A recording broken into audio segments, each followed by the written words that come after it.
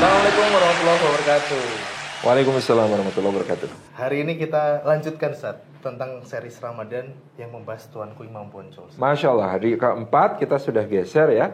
Dari semula di Aceh, di Sumatera Utara, sekarang di Sumatera Barat. Nah, ini istimewa ini karena hostnya orang keturunan punya Sumatera. darah Sumatera Iya. Barat. Oke. Cuma ini Ustaz, sampai hari ini tuh saya masih bingung bagaimana sebenarnya kisah tentang Tuanku Imam Bonjol Ustaz.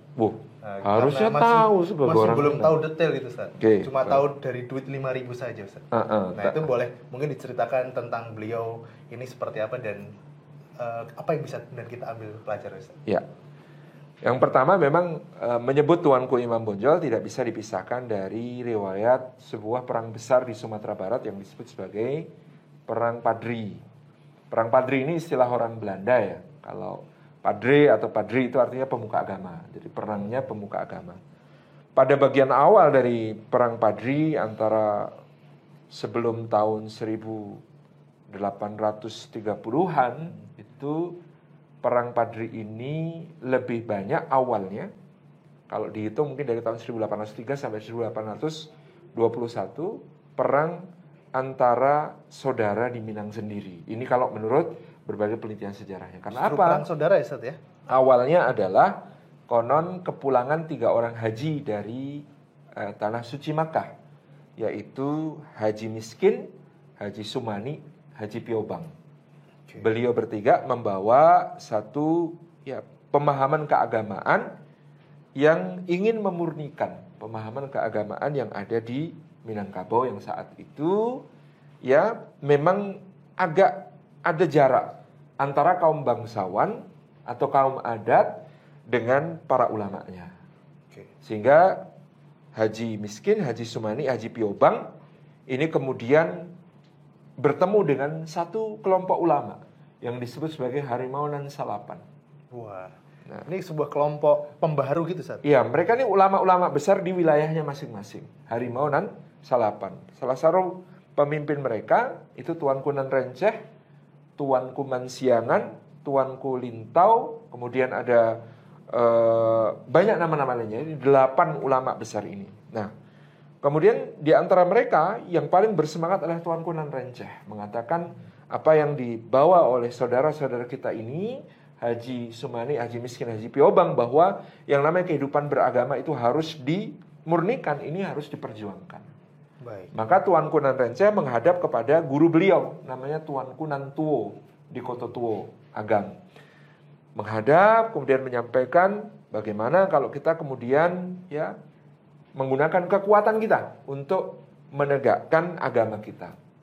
Apa yang engkau maksud? Termasuk diantaranya meluruskan para bangsawan, kaum adat yang masih suka menyabung ayam dalam bentuk judi, yang mengisap madat, yang kemudian melakukan minum khamr, ya, kemudian macam-macam pelanggaran-pelanggaran syariat itu. Mungkin kalau bagaimana di kalau Jawa kita seperti tindak 5M gitu ya Tadi ya? Nah, mau Mau gitu limo ya. gitu ya. Berbagai macam pelanggaran syariat. Bagaimana kalau kita tindak mereka? Kan kata Tuanku Nantua, tugas kita itu hanya berdakwah. Ini kita sebagai seorang dai hendaknya menggunakan hikmah, tidak menggunakan kekerasan, dan bahkan kalau satu nagari, satu desa itu sudah ada seorang mukmin, nagari itu menjadi darul Islam, tidak boleh diserang. Ini pendapatku Tuanku Nantua. Tuanku Nantua tidak setuju. Wah, tidak bisa. Kalau bisa ya kita semua harus tegakkan semua negara-negara ini merujuk kepada syariat Islam. Maka pada saat itulah ya disebut terjadi terbelah kaum muslimin dan para ulama.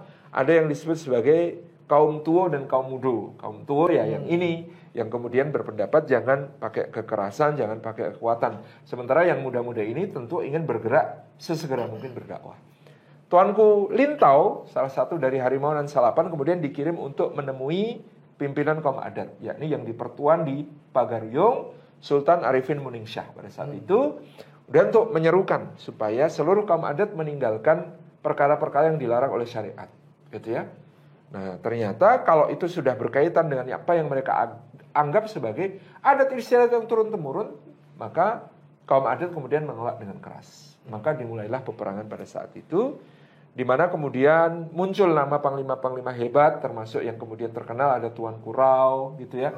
Kemudian ada ini para Tuanku Nanrenceh, Tuanku Lintau, Tuanku Lelo, nanti ada banyak lagi nama-nama panglima, ulama-ulama ini yang kemudian menjadi para panglima besar Padri.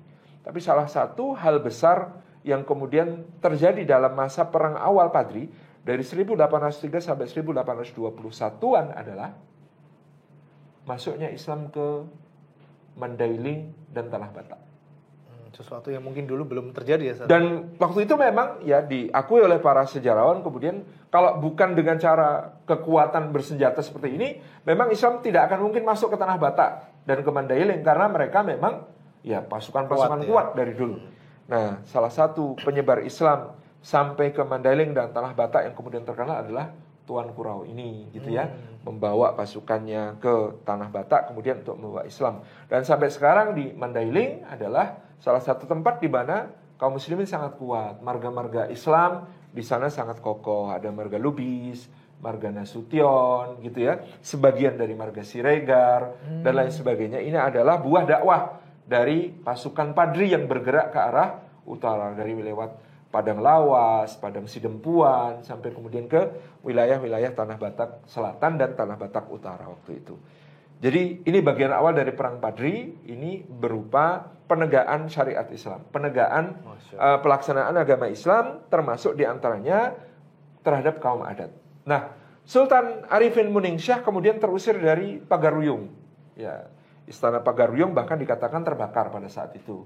Kemudian beliau harus mengungsi keluar sampai akhirnya para pemangku adat, para pemuka adat memiliki pikiran untuk apa? Minta bantuan Belanda yang waktu itu sudah berdagang di Pelabuhan Padang, gitu ya. Maka ya kemudian terus dimintalah bantuan Belanda. Kaum adat ini meminta bantuan Belanda. Pola ini pola yang sangat disukai Belanda. Kalau ada perang saudara, kemudian salah satu pihak minta bantuan Belanda, masih Belanda pasti akan masuk, bantu, kalau menang nanti minta imbalan yang sangat besar, kan gitu. Nah ini memang sudah kemudian menjadi sebuah hal yang sangat disukai Belanda. Belanda pun masuk, pada waktu itu pemimpin adat adalah Sultan Alam Bagagar, atau Sultan Tangkar Alam Bagagar, yang kemudian mengadakan perjanjian dengan Belanda untuk bekerja sama menghadapi perang kaum Padri, menghadapi kaum ulama, kaum agama. Jadi di sini ada agak kerumitan tersendiri dari semula perang menegakkan syariat ditentang oleh kaum adat, kemudian kaum adat minta bantuan Belanda. Yang kemudian kaum adat ketika minta bantuan Belanda, mereka menyusun sebuah perjanjian yang disebut sebagai Perjanjian Masang. Perjanjian Masang ini persetujuan antara kaum adat dipimpin Sultan Alam Bagagar atau Sultan Tangkar Alam Bagagar dengan Belanda. Sebagian kaum adat tidak menyetujui perjanjian ini karena bagi mereka siapa Sultan Alam Bagagar ini? Kok berani-beraninya mewakili kekuatan kaum adat? Padahal dia cuma seorang yang bukan raja, bukan pemimpin, yang kemudian seharusnya yang di Pertuan Pagaruyung Sultan Arifin Muningsyah sendiri yang kemudian harusnya punya wewenang untuk membuat perjanjian semacam itu.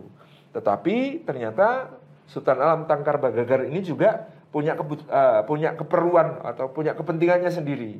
Sehingga kemudian Belanda menjadikan dia sebagai penguasa boneka di wilayah Minangkabau, diangkat sebagai regent atau bupati Tanah Datar. Gitu ya. Jadi semakin rumit terjadi complicated di sini. Banget ya, complicated masalah antara kaum adat dengan Belanda pada saat itu. Yang lama-kelamaan orang-orang adat pun menyadari Belanda ini bukan bantuin kita, mereka nyari wilayah sendiri. Mereka menguasai Pelabuhan Padang, mereka menguasai Kota Pariaman, mereka menguasai kota-kota pantai. Kemudian mereka tidak menyerahkan kendali atas kota-kota itu kepada kaum adat, gitu ya. Nah, mulailah orang-orang adat ini menyadari bahwa mereka justru dimanfaatkan oleh Belanda untuk menyerang saudaranya sendiri, yaitu kaum Padri atau kaum ulama. Di saat itulah dikatakan pada tahun 1821 Tuanku Rau gugur dalam perang melawan Belanda di Pantai Air Bangis di Padang.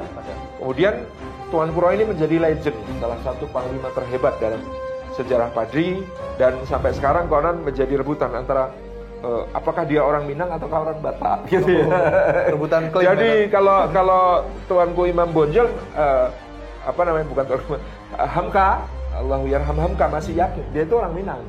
Kalau Mangaraja Onggang Parlindungan, sahabatnya Hamka yang nulis buku Tuan Kurau mengatakan jelas dia itu orang Batak gitu ya. Jadi klaim-klaiman karena ini panglima yang sangat luar biasa, legendaris dalam melawan Belanda, tidak pernah ada rasa takut.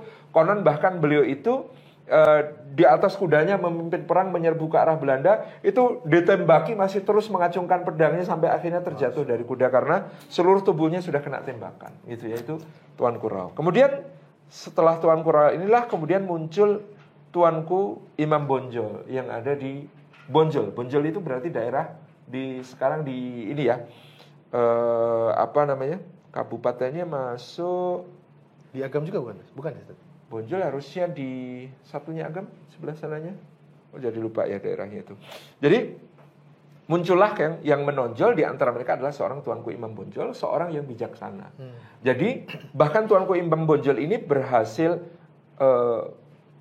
memberikan pemahaman-pemahaman kepada kaum adat tentang bahayanya Belanda ini. Jadi kenapa kita bertikai sesama kita mengundang orang asing untuk kemudian terlibat di dalamnya, dan ini akan membuat kita rugi dan terus merugi. Nah, dan Bonjol ini sebuah wilayah Tat ya. Jadi berarti bukan nama asli, Tat. Bonjol itu nama tempat, sebagaimana Rau itu nama tempat, Lintau itu nama tempat, Mansiangan itu nama tempat. Kemudian nanti ada jadi nama tuanku itu ulama-ulama setempat, pemimpin ulama setempat gitu ya. Nah, kemarin yang gempa daerah mana sih? Daerah ini, Tat. Aduh, kok lupa. Di Sumatera Barat ada info? Ada info. Yang gempa kemarin daerah mana? Pariaman. Bukan, atasnya Pariaman ada satu kabupaten ya. Itulah di Bonjol itu ya. Kemudian yang menjadi satu tempat yang kemudian menjadi kedudukan beliau. Nah, beliau berusaha menyadarkan kaum adat bahwa ini bahaya bersama. Jadi, kenapa tuanku Imam Bonjol kemudian menjadi pemimpin yang dihormati semua setelah itu? Karena beliau dengan wibawanya berusaha menyatukan kaum Padri dan kaum adat bahwa ini ada musuh yang lebih berbahaya daripada pertikaian selama ini. Yaitu musuh itu adalah orang kafir Belanda ini. Nah, kemudian perang terus berlanjut sementara sebagian orang adat sudah memihak kaum Padri. Karena mereka sudah bersatu ya, Tata? Sudah mulai bersatu gitu ya. Kemudian mereka terus-menerus ya. Belanda waktu itu dipimpin oleh Letnan Kolonel Raff, dan kemudian mereka sudah berhasil mendirikan benteng di Batu Sangkar dan juga benteng kemudian mereka membangun nanti benteng di Bukit Tinggi. Kalau di Bukit Tinggi namanya Fort de Kock. De Kock waktu itu adalah jenderal tertinggi militer itu Belanda. De Kock sama yang jadi musuhnya di Diponegoro? Yes, pakai nama itu dipasang di Bukit Tinggi nanti ketika Bukit Tinggi berhasil mereka taklukkan. Kemudian ada Fort Van der Capellen. Van der Capellen adalah gubernur jenderal ya yang berkedudukan di Batavia pada saat itu, namanya dipakai sebagai nama benteng di Batu Sangkar. Nah, kemudian yang terjadi pada saat itu, Pasaman. Oh, Pasaman. Ya, jadi Bonjol itu di Pasaman, gitu kan, di Kabupaten Pasaman. Nah, ini yang terjadi kemudian adalah perang ini semakin meluas ya. Belanda mengirimkan serdadu-serdadu yang semakin banyak, dan kemudian kaum adat sedikit demi sedikit semakin banyak yang bergabung. Berarti nggak terbatas Bonjol tapi menyeluruh ya tadi. Menyeluruh seluruh Minangkabau bergolak pada saat itu. Banyak yang bergabung dengan pasukan kaum Padri. Nah, sampai ya tadi perjanjian Masang pada 1824 ini terbukti banyak diingkari oleh Belanda, dan justru Belanda menguasai wilayah-wilayahnya kaum adat gitu ya. Maka ada peristiwa yang membuat Belanda harus menarik pasukan dari Sumatera dan seluruh wilayah pulau-pulau lain untuk ditarik ke Jawa. Wah, kalau di Jawa berarti musuhnya di Diponegoro. Waktu itu 18 Juli 1825 Pangeran Diponegoro berhasil meloloskan diri dari Puri Tegalrejo ketika dia dikepung dan mengobarkan perlawanan besar di Jawa yang disebut sebagai Perang Jawa atau Perang Diponegoro. Hanya 4 bulan setelah Perang Jawa pecah, Perang Diponegoro pecah, Belanda langsung mencoba untuk menarik semua kekuatannya di luar Jawa untuk konsentrasi melawan Diponegoro, termasuk yang di Sumatera Barat. Waktu itu perang besar yang dihadapi Belanda selain di Sumatera Barat itu di Sulawesi Selatan melawan Boni. Nah, itu ditarik semua pasukannya. Di sana kemudian dia mengadakan perjanjian damai. Termasuk di Sumatera pada tanggal 18 November 1825. Tadi Diponegoro mulai perang bulan Juli, Agustus, September, Oktober, November. 4 bulan. 4 bulan. Dalam 4 bulan pasukan dari Sumatera ini harus ditarik semua. Maka Belanda mengadakan perjanjian damai dengan Tuanku Imam Bonjol. Nah, sayang ya, Tuanku Imam Bonjol terima waktu itu. Kalau saja Tuanku Imam Bonjol tahu, dapat kabar di Jawa juga sedang ada jihad fisabilillah melawan Belanda, terus beliau lanjut perang, kayaknya rusak Belanda habis gitu ya. Jadi kalau Tuanku Imam Bonjol kata waktu itu menolak ya perjanjian damai dengan Belanda, akan menarik sebenarnya. Tapi ya qadarullah wa syafa'al yang terjadi seperti itu. Belum ada telepon Ustaz ya? Belum ada telepon, belum dikabari gitu ya. Belum dapat telegram dari Pangeran Diponegoro. Nah, akhirnya pasukan Belanda ini tarik ke Jawa semua. Ya. Di masa damai itu, Tuanku Imam Bonjol memanfaatkannya untuk dakwah. Ya, jadi untuk kemudian terus menyeru para pemimpin adat untuk bergabung untuk melaksanakan syariat. Sampai kemudian kesadaran kaum adat pada saat itu bahwa musuh besarnya adalah Belanda. Musuh bersamanya adalah Belanda, diwujudkan di dalam sebuah perjanjian bersama yang disebut sebagai Plakat Puncak Alam. Plakat Puncak Alam. Plakat Puncak Alam ini persetujuan antara kaum Padri dengan kaum adat. Yang kemudian lahirlah apa yang kita sering ucapkan sekarang. Adat Basandi Syarak, Syarak Basandi Kitabullah. Itu adalah plakat Pato Puncak Alam yang kemudian kesepakatan antara kaum adat dengan kaum Padri. Hasil dakwahnya Tuanku Imam Bonjol. Jadi waktu itu kemudian muncul pepatah petitihnya ya. Ya, petitih.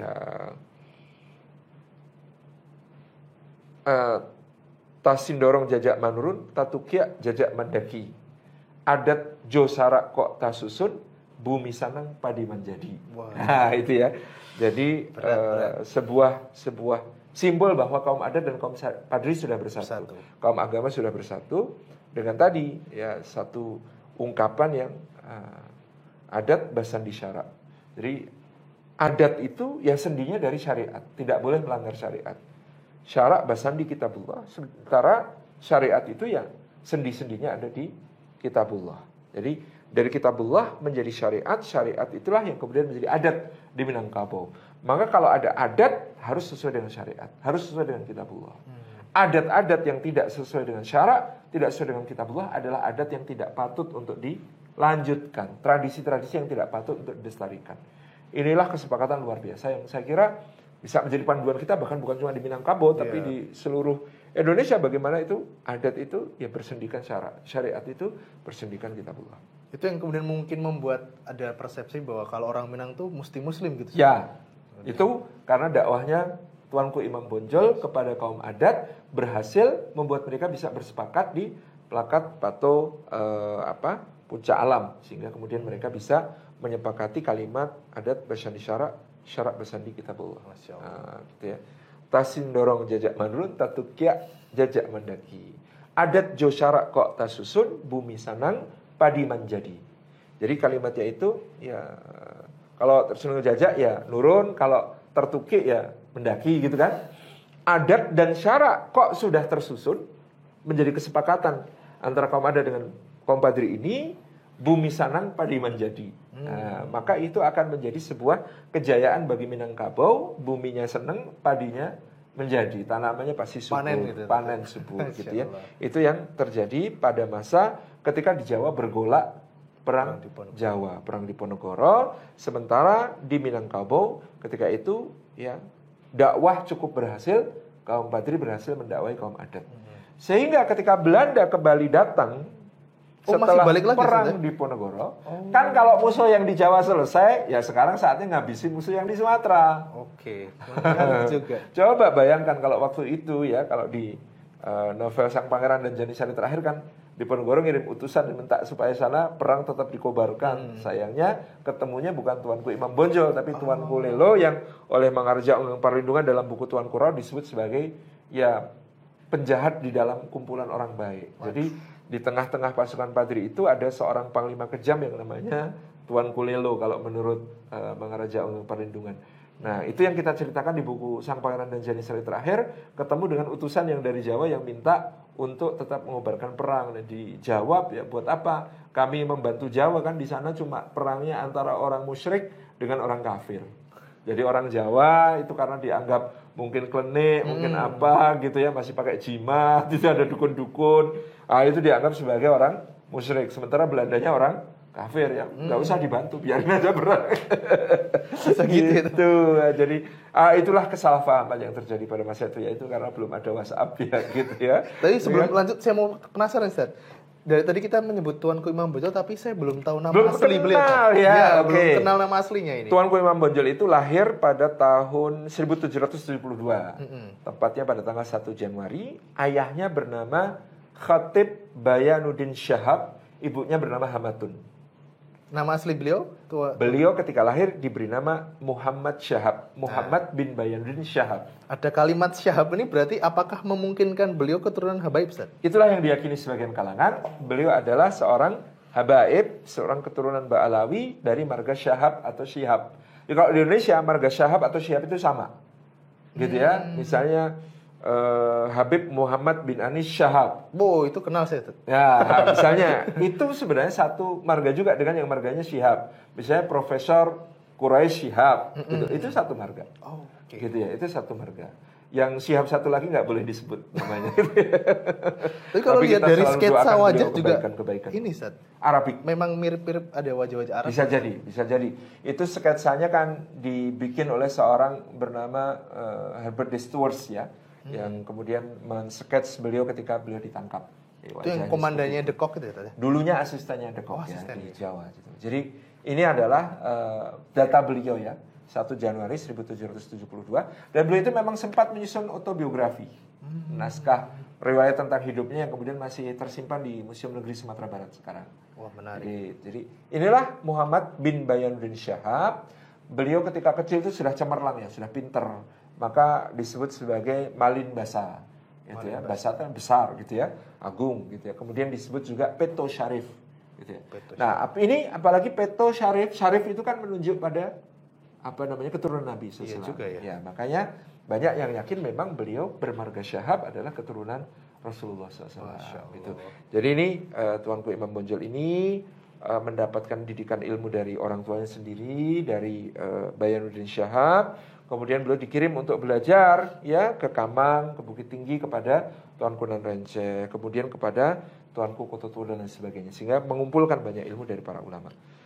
Nah, Tuanku Imam Bonjol ini kita kenal tadi, perannya luar biasa dalam mendamaikan antara kaum Padri dengan kaum adat menjadi satu melawan Belanda. Sehingga ya kalau perang Padri ini kalau kita susun nama-nama para pemimpinnya kan banyak sekali, tapi paling menonjol tetap Tuanku Imam Bonjol sebagai salah satu pemimpin besar. Dan di antara hal itu adalah bagaimana beliau fa'aslihu baina akhwaikum, mampu mendamaikan antara kaum adat dengan kaum Padri sehingga bisa bersama-sama untuk melawan Belanda. Jadi memang ada banyak rangkaian perang Padri yang kemudian ujungnya ditutup dengan baik oleh Imam Bonjol itu. Ya, Imam Bonjol adalah yang menyatukan kaum adat dan kaum Padri untuk bersama-sama melawan Belanda sehingga perang ya 1831 Belanda mulai datang lagi.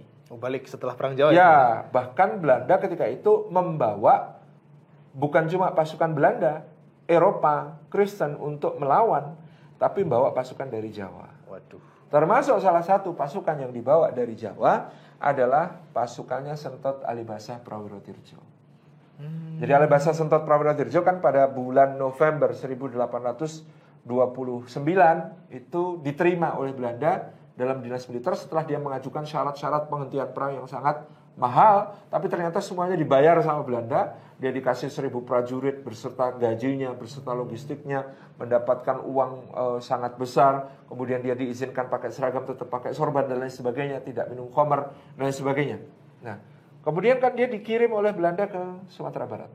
Nah, ketika pada tahun 1831 ini Sentot berhadapan dengan pasukan Padri, dia heran loh kok seragamnya sama kayak saya gitu ya, sama-sama pakai sorban. Ya bedanya cuma yang dari Jawa ini pakai rompi, ya, pasukannya Sentot itu pakai rompi. Kemudian di bawah selain memakai celana dia memakai ikat kain ya kain kesatrian berupa batik.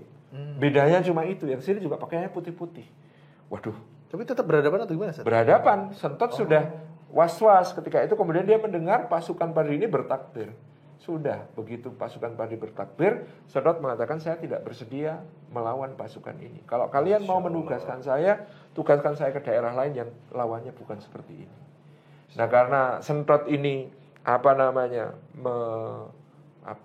desersi ya waktu itu, nggak mau perang kalau melawan Padri, maka oleh Belanda kemudian dibuang ke Bengkulu, diasingkan ke Bengkulu. Jadi beliau rahimahullah akhirnya diasingkan dan nantinya wafat di Bengkulu. Itu tentang Sentot Prawiretejo.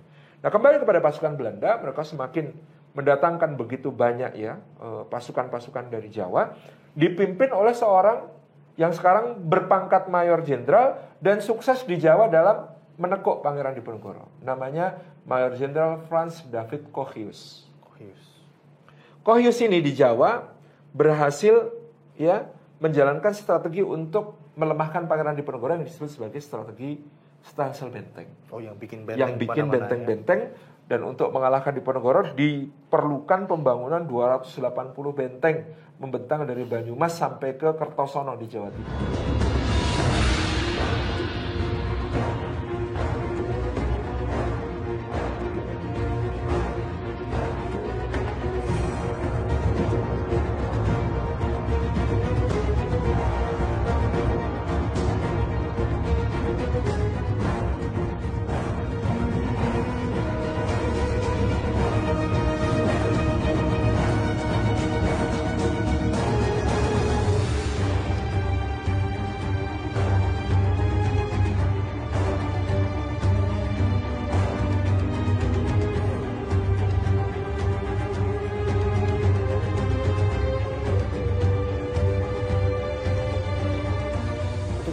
Besar banget berarti. Ya, itulah kenapa perang Diponegoro adalah perang dengan anggaran terbesar, termahal sepanjang sejarah penjajahan di Hindia Belanda.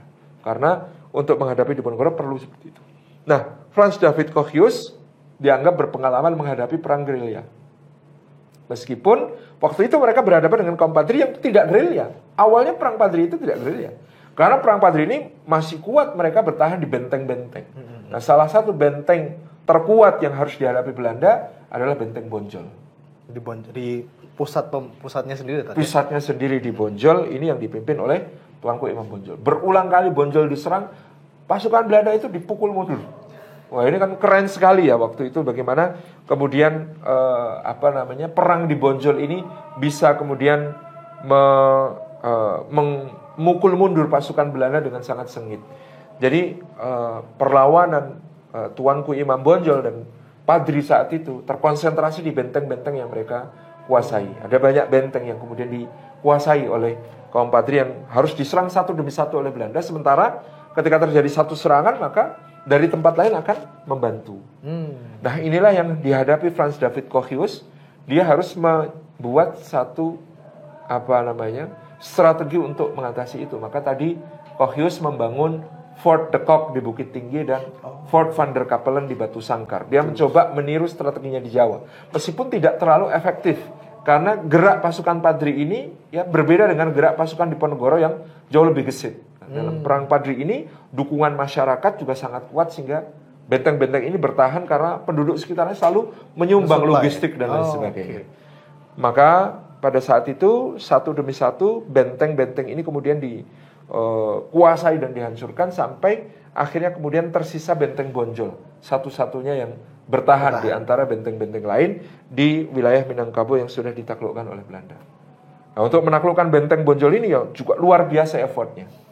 Dalam catatan sejarah militer Belanda disebutkan bagaimana untuk menaklukkan Bonjol itu pengepungannya sampai lebih dari 6 bulan. Masya Allah. Dari bulan Maret, April, Mei, Juni, Juli, Agustus tahun 1837. Jadi butuh waktu sampai dari kedatangan Belanda sampai kemudian mengepung Bonjol 6 tahun. Ketika mengepung Benteng Bonjol diperlukan waktu 6 bulan untuk melemahkan pertahanan Bonjol. Ini luar biasa. Jadi pernah suatu kali pasukan Belanda berhasil merebut masuk ke dalam Benteng Bonjol, tapi tiba-tiba mereka ternyata dijebak. Jadi pasukan Bonjol datang lagi kemudian ya mengepung mereka di dalam dan kemudian dihabisilah pasukan Belanda ini. Begitu berulang-ulang terjadi sehingga Belanda terus-menerus mengepung untuk melemahkan benteng Bonjol sambil mencoba menerapkan strategi yang mereka gunakan di Jawa, yaitu dengan menjebak dalam sebuah perundingan. Jadi ini yang kemudian mereka pura-pura lakukan. Berdamai ya, Tat, ya? Pura-pura berdamai dengan Tuanku Imam Bonjol. Jadi sama dengan yang mereka lakukan kepada Pangeran Diponegoro ketika membujuk Diponegoro untuk berunding di Magelang. Ini juga dilakukan kepada Tuanku Imam Bonjol di Bonjol pada saat itu, dipancing untuk keluar untuk berunding dengan Belanda di satu tempat yang namanya Palupuh. Di Palupuh inilah Tuanku Imam Bonjol datang tanpa prasangka untuk perjanjian. Dia pikir betul-betul merundingkan perjanjian damai. Tapi tentu Belanda sudah berpengalaman dalam kasus Diponegoro. Ya, Tuanku Imam Bonjol tidak akan dibiarkan kembali ke Bonjol untuk memimpin perang. Disitulah dia ditangkap dan kemudian langsung dibawa ke Padang. Kemudian diangkut dengan kapal ke Jawa untuk diasingkan di pedalaman Jawa, di Cianjur, Jawa Barat. Ternyata ketika diasingkan di Cianjur, kedudukan beliau sebagai seorang habib dan ulama gitu ya, oleh masyarakat Sunda di Cianjur tentu sangat dihormati, dimuliakan. Dan ini mengkhawatirkan bagi Belanda. Takut menambah. Takut kalau beliau akan memimpin perlawanan lagi dari tempat itu. Maka dipindahkanlah. Ya, Tuanku Imam Bonjol di usia yang sudah sepuh ya. Kita bayangkan beliau itu lahirnya tahun 1772, berarti di tahun 1837 itu usianya sudah 65 tahun. Sudah sepuh sekali padahal. Di Cianjur ditakutkan akan menambah musuh baru, memimpin pemberontakan lagi, dibawalah beliau ke Minahasa. Sampai jauh sekali. Jauh sekali, diangkut ke Minahasa. Nah, dari kota Manado masih masuk ke Lotak, agak jauh ke pedalaman. Kenapa? Karena saat itu daerah di Minahasa tersebut lebih banyak penduduk Kristen sudah ada. Sehingga bahasanya asing bagi Imam Bonjol, daerahnya asing, masyarakatnya asing, dan karena bukan muslim mereka juga tidak menghormati beliau. Di tempat inilah kemudian Tuanku Imam Bonjol diasingkan di Lotak, Pineleng, Minahasa sampai wafatnya. Sebenarnya di dekat situ, tapi lebih jauh lagi naik ke atas ada tempat pengasingan lain. Di situ diasingkan seorang ulama besar juga, namanya Kiai Mojo. Dari veteran perang Jawa, ya, salah satu penasihat utama dan panglimanya Pangeran Diponegoro yang namanya Kiai Mojo. Kiai Mojo itu dulu ketika ditangkap pada tahun 1828, kemudian diasingkan ke Ambon. Sama kasusnya, di Ambon dihormati, dimuliakan, buanglah kemudian ke Minahasa. Di Minahasa beliau masih sangat dihormati di Manado, geser lagi ke pedalaman yang kemudian disebut sebagai wilayah yang hari ini disebut Tondano, Jawa Tondano. Maka beliau mendirikan kampung Jawa Tondano. Karena Kiai Mojo ini ya seluruh pengikutnya maunya ikut. Lebih baik mati daripada nggak boleh ikut dengan Kiai Mojo. Maka 65 pengikut beliau itu dibawa ke Tondano ini. Berarti ikut diasingkan ya, Teh? Diasingkan di tengah masyarakat mayoritas Kristen, mereka bikin kampung Islam di Jawa Tondano. Kemudian di masa berikutnya ada seorang ulama dari wilayah Pekalongan yang bernama Kiai Haji Ahmad Rifai, pemimpin Thariqah Rifaiyah yang juga melakukan perlawanan kepada Belanda, itu juga dibuang ke Jawa Tondano itu. Sehingga komunitas di Jawa Tondano ini makin besar dan sekarang menjadi salah satu pusat Islam di Minahasa di Sulawesi Utara. Nah, Pangeran Diponegoro juga sudah pernah di Manado. Jadi sebelum dibuang ke Makassar, beliau terlebih dahulu dibuang ke Manado antara tahun 1831 sampai 1834. Jadi wilayah ini mempertemukan sebenarnya. Banyak ulama tidak pernah ketemu gitu ya. Malah tidak pernah ketemu. Sidangnya tidak pernah ketemu karena tahun 1834 Diponegoro sudah dibuang ke Makassar, dipindah gitu ya. Kiai Mojo tetap di Tondano, sementara Imam Bonjol baru didatangkan pada sekitar 1838-39 untuk kemudian menjadi pengasingan di Lotak, Pineleng, Minahasa ini. Jadi inilah riwayat yang luar biasa dari Tuanku Imam Bonjol, dan beliau ya usianya sangat panjang, beliau dalam keadaan yang sangat memprihatinkan, kesepian, nun jauh di wilayah yang tidak dikenal, ya seperti itu sendiri ya Tat ya? Sendirian seperti Cutnyadin itu. Jadi ini yang kemudian kita pelajari dari Tuanku Imam Bonjol. Apa saja itu? Yang pertama adalah bahwa beliau tentunya adalah berasal dari ulama, dididik sebagai ulama. Tentu dakwah untuk menegakkan syariat, dakwah untuk meluruskan berbagai penyimpangan, takhayul, bid'ah dan khurafat adalah bagian dari perjuangan beliau. Tapi yang menarik, seakan-akan mengoreksi ya pendekatan-pendekatan yang dilakukan oleh para ulama sebelumnya di Minangkabau yang ada dalam pengaruh pemahaman ala Haji Miskin, Haji Sumani, Haji Piobang yang keras, yang kemudian dikembangkan oleh Tuanku Nan Renceh dalam menyebarkan Islam yang murni dengan cara keras, termasuk menempuh risiko harus berperang saudara dengan kaum adat. Tuanku Imam Bonjol menempuh satu pendekatan yang lebih hikmah dalam berdakwah kepada masyarakat di Minangkabau, sehingga beliau mampu mendamaikan antara kaum Padri dan kaum adat, menyatukannya untuk melakukan perlawanan yang lebih nyata melawan kaum kafir, yaitu orang-orang Belanda.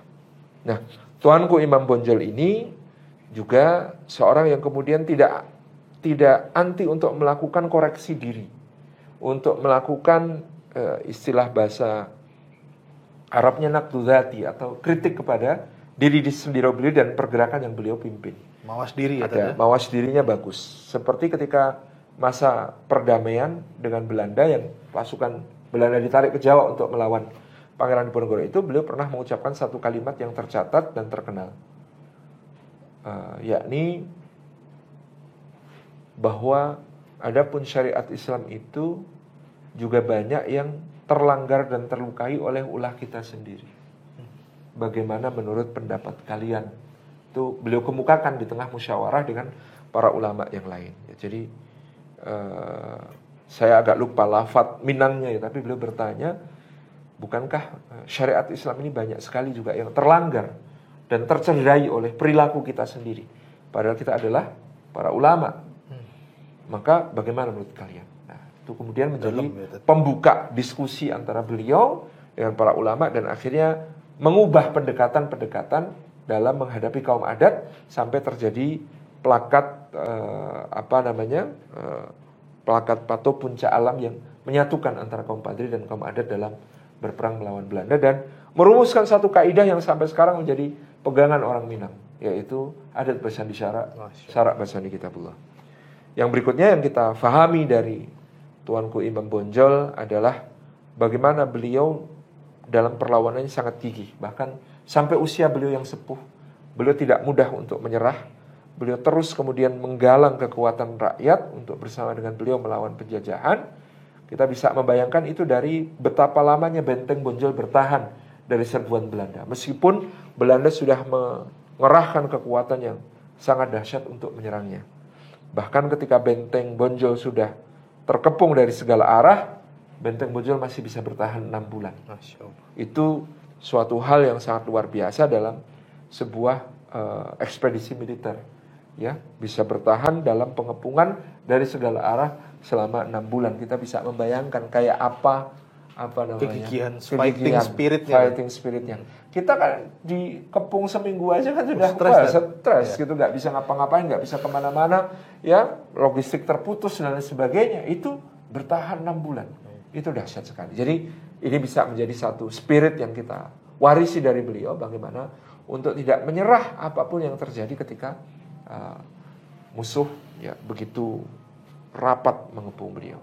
Tapi di sisi lain juga kita harus belajar ya, bagaimana kemudian berulang kali penjajah itu selalu merasa tidak segan menggunakan segala cara untuk mengalahkan para pejuang dan para pahlawan kita, termasuk kepada Malim Basa, Peto Syarif, ya, Muhammad Syahab, Tuanku Imam Bonjol, yang kemudian mereka tipu dalam perundingan di Palupuh, yang di tempat di mana kemudian beliau dengan prasangka baik hadir untuk memenuhi undangan. Ternyata di situ beliau ditangkap dan kemudian setelah dijebak diasingkan ke negeri yang jauh, persis yang dialami oleh Pangeran Diponegoro.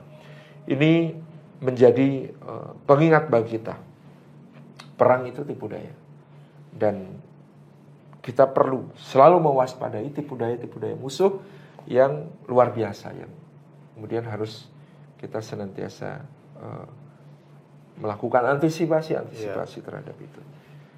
Di sisi lain, Perang Padri dan Tuanku Imam Bonjol tentu mempengaruhi wilayah-wilayah lain. Tadi sudah kita sebutkan bagaimana Islam masuk ke tanah Batak Selatan, ke Mandailing dan lain sebagainya dengan wasilah Perang Padri, ini bagian awal. Demikian pula Islam bergerak masuk ke pedalaman-pedalaman Sumatera sampai ke pengaliran Sungai Kampar, pengaliran Sungai Rokan, sampai ke wilayah-wilayah pedalaman Sumatera karena Perang Padri ini. Daerah Riau, Ustaz ya. Sampai saat itu salah satu pemimpin Perang Padri yang kemudian berjuang di Riau dan pantang menyerah sampai akhir, namanya Tuanku Tambusai. Nah, itu juga panglima Perang Padri. Nanti ya harimau dari 68 tadi. Harimau, salah satu harimau dari Rokan, julukan beliau, karena beliau memang sangat dikenal dengan jihadnya yang luar biasa. Sampai menurut satu riwayat, beliau sampai usia yang sangat sepuh tidak pernah mau menyerah kepada Belanda, dan bahkan ketika pasukan sudah habis, beliau tetap, saya akan melawan atau berhijrah. Maka akhirnya beliau diselamatkan oleh beberapa pengikutnya dalam usia sepuh itu untuk jangan sampai tertangkap oleh Belanda, jangan sampai dibunuh oleh Belanda. Kemudian beliau dibawa ke Negeri Sembilan, Malaysia. Malaysia jauh sekali. Jadi luar biasa itu. Nanti kita akan cerita tentang Tuanku Tambusai dan harimau Rokan yang tapi dahsyat. Tentang harimau tadi saya jadi ingat, Sat. Kalau di salah satu silat Minangkabau itu silat harimau. Iya, ada silat harimau. Nah, dulu konon memang perguruan para ulama ini bukan cuma belajar ilmu agama, tapi juga belajar silat. Nyambung, Sat. Jadi kita kan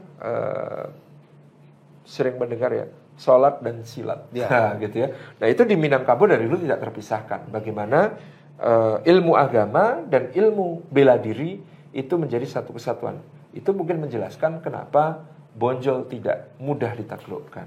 Kenapa Perang Padri berjalan sangat lama. Karena memang hampir semuanya memiliki ilmu bela diri yang sangat tangguh. Dan tidak mudah untuk dikalahkan oleh Belanda.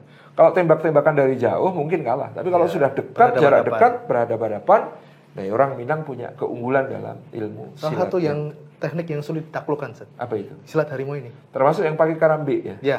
Karena itu senjata berbahaya sekali. Kalau sampai mengiris nadi selesai lawannya gitu ya. Jadi pakai karambi itu dengan silatnya itu sesuatu yang sangat-sangat ditakuti oleh musuh. Nah, ini tentang Minangkabau dan sejarahnya, Perang Padri, tentu dengan kurang dan lebihnya. Tentu dengan dampak positif maupun negatifnya.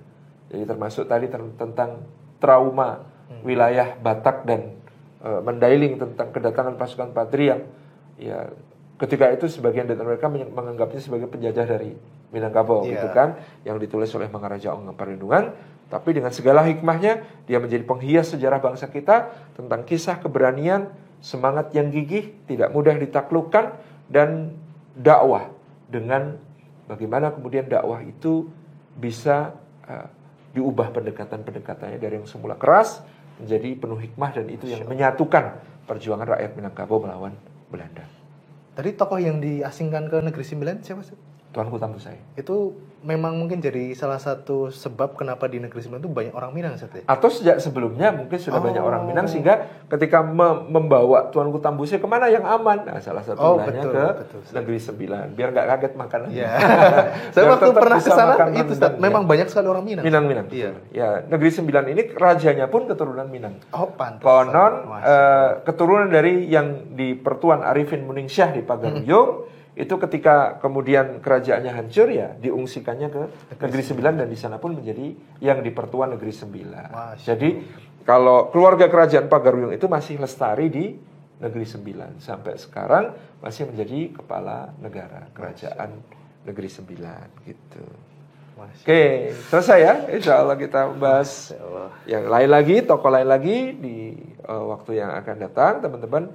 Terima kasih sudah menyimak Ramadan Series Seri Pahlawan Nusantara yang diselenggarakan oleh Salim Afila Official Original dan bekerja sama dengan kitabisa.com. Terima kasih. Wassalamualaikum warahmatullahi wabarakatuh. Waalaikumsalam warahmatullahi wabarakatuh.